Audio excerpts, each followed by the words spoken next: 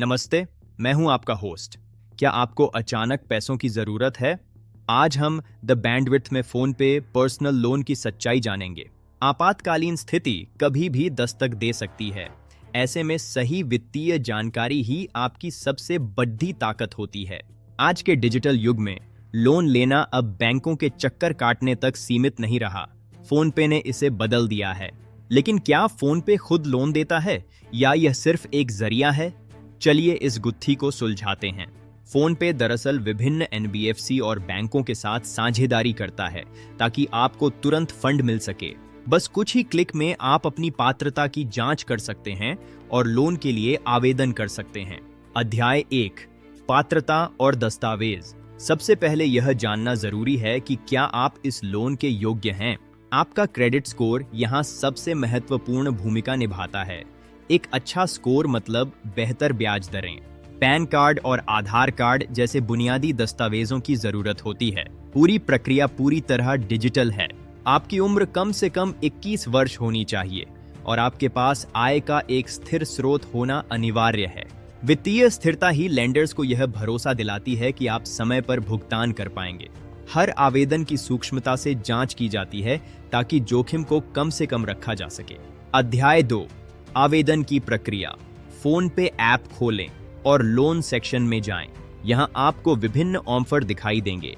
अपनी जरूरत के हिसाब से लोन की राशि चुनें। सावधानी से शर्तों को पढ़ें।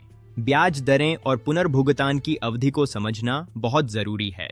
अगला कदम है ई-केवाईसी। यह आपके आधार के जरिए तुरंत हो जाता है, बिना किसी कागजी कार्यवाही के। आपकी जानकारी पूरी तरह सुरक्षित है। फोन पे आधुनिक एन्क्रिप्शन तकनीक का उपयोग करता है। एक बार आवेदन स्वीकृत होने के बाद राशि सीधे आपके बैंक खाते में जमा कर दी जाती है। अध्याय 3, ब्याज दरें और शुल्क। याद रखिए, मुफ्त में कुछ नहीं मिलता, यहाँ ब्याज देना होता है। ब्याज दरें आपके क्रेडिट स्कोर और लेंडर की नीतियों पर निर्भर करती हैं। यह 12 से 26% तक हो सकती हैं। प्रोसेसिंग फीस और जीएसटी जैसे अतिरिक्त शुल्कों पर भी ध्यान दें। ये आपकी कुल लागत बढ़ाते हैं। क्या आप समय से पहले लोन चुकाना चाहते हैं? इसके लिए कुछ लेंडर्स फोरक्लोजर चार्ज भी लेते हैं। हमेशा ईएमआई कैलकुलेटर का उपयोग करें ताकि आप जान सकें कि हर महीने आपकी जेब पर कितना भार पड़ी रहेगा। सही बजट बनाना ही कर्ज के जाल से बचने का एकमात्र रास्ता है। अनुशासन ही सब कुछ है। अध्याय 4, पुनर्भुगतान और अनुशासन। लोन लेना आसान है, लेकिन उसे चुकाना एक जिम्मेदारी है। ओनेटो डेबिट सुविधा का उपयोग करें। इससे आप कभी भी अपनी किश्त चुकाना नहीं भूलेंगे। एक भी चूक आपके क्रेडिट स्कोर को भारी नुकसान पहुंचा सकती है, जिससे भविष्य में लोन लेना मुश्किल होगा। बुरा क्रेडिट स्कोर आपके सपनों के घर या कार के लोन में बाधा बन सकता है। सतर्क रहें। आपका वित्तीय भविष्य आज के आपके फैसलों पर निर्भर करता है। सही निर्णय लें। कर्ज को बोझ न बनने दें। इसे अपनी प्रगति का एक जरिया बनाएं। योजनाबद्ध तरीके से चलें। अध्याय 5, जोखिम और सावधानियां। बिना सोचे समझे लोन लेना खतरनाक हो सकता है। केवल आधिकारिक फोन पे ऐप का ही उपयोग करें। किसी भी अनजान लिंक या कॉल पर भरोसा न करें।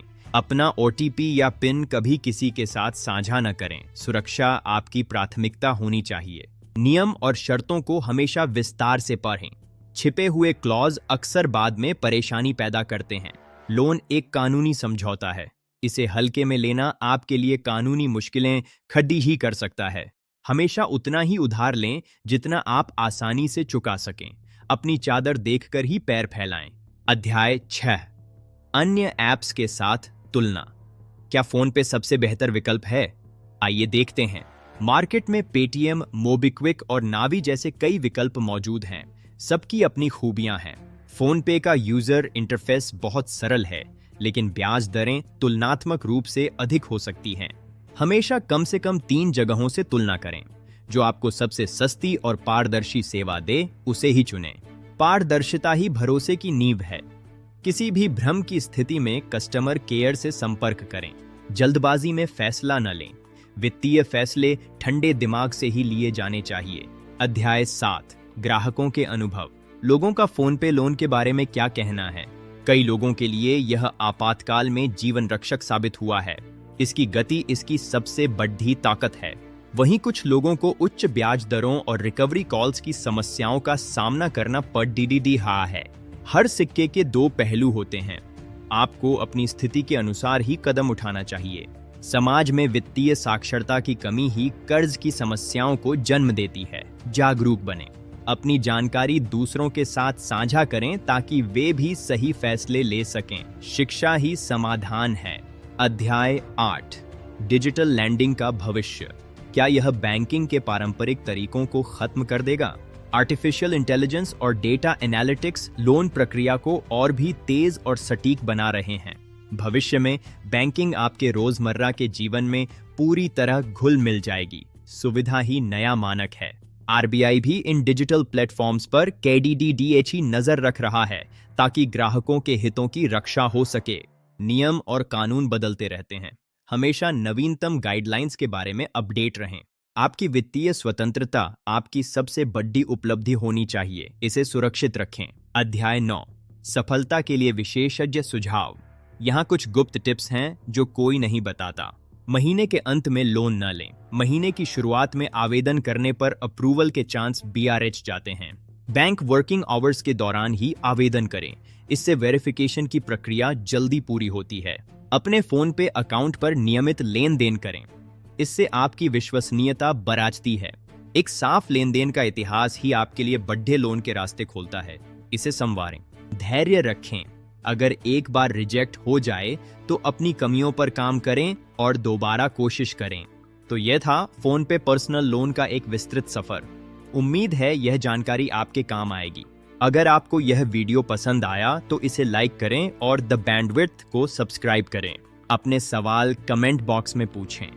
हम हर एक सवाल का जवाब देने की कोशिश करेंगे। याद रखें, कर्ज एक आग की तरह है।